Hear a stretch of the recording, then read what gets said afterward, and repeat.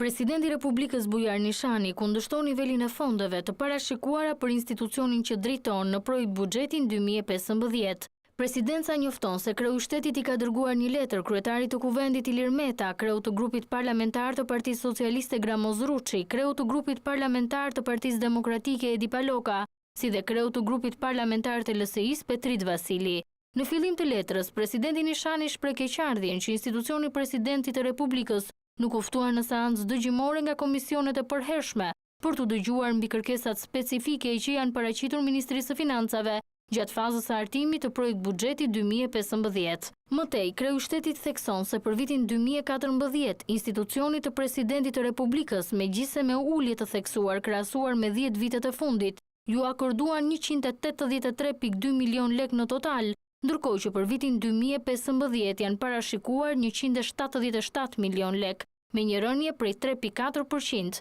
Po kështu, edhe shpenzimet operative janë parashikuar 8.5% më pak. Presidenti Nishani sjell në vëmendje se gjatë këtij viti janë kryer dhe shpenzime të paparashikuara, siç ishte rasti i vizitës së Papa Franceskut në vendin tonë, ku i është kërkuar Ministrisë së Financave fonde shtesë për shpenzime të kryera dhe të faturuara, për të cilat institucioni është ende në pritje. Në letrën e tij, presidenti thekson se gjatë vitit 2015 janë parashikuar aktivitete të rëndësishme dhe lëvrimi i fondeve të nevojshme do të shërbejë për kryerjen sa më mirë të funksioneve kushtetuese të këtij institucioni.